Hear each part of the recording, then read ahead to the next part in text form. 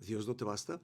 ¿Te ha pasado que dices confiar en Dios, pero cuando las cosas empiezan a ponerse difíciles, inmediatamente buscas un plan B? Un respaldo, una salida alternativa, algo que te haga sentir más seguro. No porque hayas dejado de creer, sino porque una parte de ti todavía tiene miedo que Dios no sea suficiente. Entonces haces alianzas, buscas control, acumulas respaldos, te aseguras por todos lados, como cuando alguien entra a su casa por la noche, revisa la cerradura, luego la vuelve a revisar, después mira la alarma, luego las ventanas y aún así no puede descansar, porque el problema no siempre está en la puerta, a veces está en el corazón. Episodio 151, Primera de Reyes 3, 4. Hace poco vimos a Salomón subir al trono, y ayer en el Salmo 119 vimos que la palabra de Dios es la lámpara para el siguiente paso. Hoy esas dos ideas se encuentran, porque Salomón necesita sabiduría, pero también necesita algo más profundo, necesita un corazón entero. Y el capítulo empieza con una frase que parece insignificante, pero termina siendo una advertencia. Salomón hace alianza con Faraón, rey de Egipto, y se casa con su hija, Egipto, el lugar de donde Dios rescató a Israel, la casa de esclavitud, el símbolo de aquello de lo que Dios los había sacado. Y aquí aparece la primera gran idea. Primer punto, un corazón dividido siempre busca respaldos. Políticamente la alianza tenía sentido. Egipto era poderoso, tener a Faraón como aliado parecía una buena estrategia. Pero la Biblia constantemente nos recuerda algo. Lo que parece sabio entre los hombres no siempre refleja confianza en Dios. En Deuteronomio 17, Dios había advertido que los reyes de Israel no debían multiplicar mujeres, ni riquezas, ni caballos. Y aquí comienzan a aparecer las primeras señales. No una caída espectacular, no un desastre inmediato, una grieta. Y las grietas suelen aparecer mucho antes que los derrumbes. Durante la Guerra Fría ocurrió algo curioso. Estados Unidos y la Unión Soviética acumularon miles de armas nucleares. Cada nación pensaba, si tengo más poder, estaré más seguro.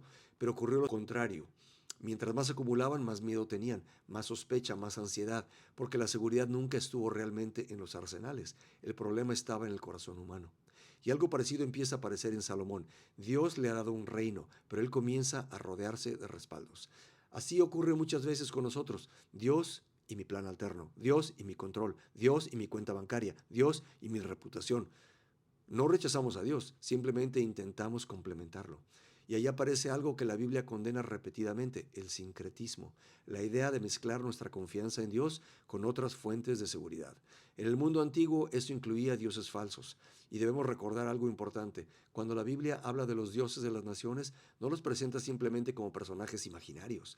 La cosmovisión bíblica entiende que detrás de sus sistemas religiosos existían seres espirituales reales en rebelión contra Dios. Por eso la adoración nunca era neutral, y tampoco lo es hoy. Segundo punto, la verdadera sabiduría comienza cuando admitimos nuestra necesidad. Salomón contra Gabaón. Y aquí debemos evitar un anacronismo frecuente. Algunos leen que ofreció sacrificio en un lugar alto y concluyen inmediatamente que estaba practicando idolatría. Pero el templo todavía no había sido construido. Parte del sistema del tabernáculo seguía funcionando ahí. Y en ese contexto Salomón ofrece sacrificios al Señor. Entonces Dios se le aparece en sueños y le dice algo extraordinario. Pídeme lo que quieras. Qué momento tan revelador. Porque cuando alguien recibe poder, lo que pide revela lo que ama. Salomón no pide fama, no pide riqueza, no pide larga vida, no pide derrota de sus enemigos, pide sabiduría, un corazón entendido, la capacidad de discernir entre el bien y el mal. Y cuando habla de sí mismo se describe como un niño, no porque fuera literalmente un niño, ya era un adulto y probablemente ya era padre. Era una forma de decir, no soy suficiente para esta tarea. Y eso agrada profundamente a Dios, porque la sabiduría bíblica no comienza cuando te sientes capaz, comienza cuando reconoces que no lo eres. Siglos después, Blaise Pascal describiría que existe dentro del ser humano un vacío infinito que ninguna cosa creada puede llenar. Intentamos llenarlo con éxito, con dinero, con relaciones, con reconocimiento, con poder, pero seguimos sintiendo hambre, porque fuimos creados para Dios. Salomón todavía no lo sabe, pero llegará a tener prácticamente todo lo que un ser humano podría desear y terminará descubriendo que nada sustituye la presencia de Dios. Dios queda complacido con su petición y le concede sabiduría, pero también riquezas, honra y la promesa de larga vida, si permanece en obedecerla. Y esa condición es importante, porque Dios puede darte sabiduría, pero no te obliga a caminar en ella. Tercer punto, nada de lo que Dios te da es mejor que Dios mismo. La primera prueba llega rápidamente. Dos mujeres llegan ante el rey, dos mujeres marginadas, dos mujeres sin poder, dos mujeres peleando por un bebé y nadie sabe cómo resolver el caso. Salomón escucha, observa, discierne y la sabiduría que Dios le dio comienza a manifestarse. Toda la nación reconoce que Dios está obrando a través de él, pero inmediatamente después el texto nos muestra otra escena. Abundancia, prosperidad, funcionarios, comida, fama, caballos, muchos caballos. Y otra vez vuelve a sonar Deuteronomio 17, como una alarma distante, como una advertencia temprana. Aquí aparece Abraham como contraste. Abraham recibió una promesa, no recibió un ejército, no recibió alianzas políticas, no recibió miles de caballos. Hebreos 11 dice que salió sin saber a dónde iba, no tenía mapa, solo tenía una promesa. Y caminó, porque la fe no consiste en controlar el futuro, consiste en confiar en quien ya está ahí.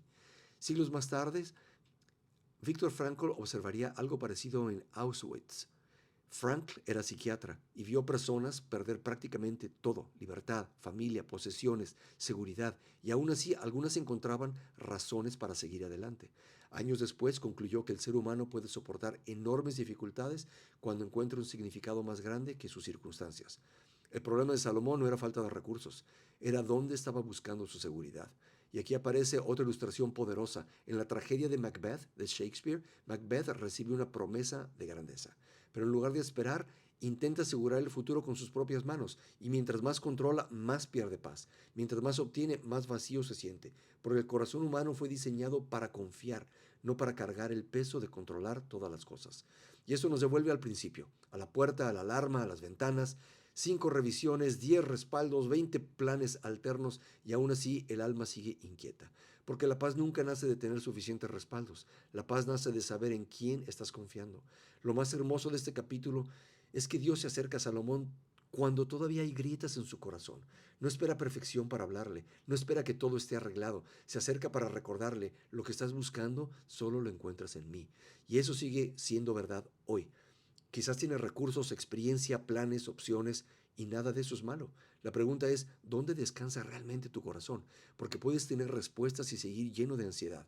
Puedes tener éxito y seguir vacío. Puedes tener muchos respaldos y seguir sin descanso. La gran pregunta de este capítulo no es cuánto tenía Salomón. La pregunta es: ¿Dios le bastaba?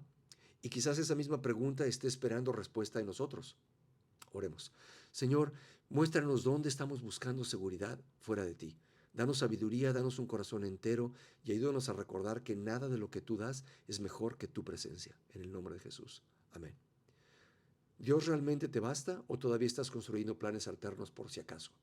Te leo en los comentarios, seguimos aquí, mañana seguimos caminando. Suscríbete y recuerda que la respuesta a qué pasa después de morir empieza aquí, leyendo la Biblia y conociendo a Dios.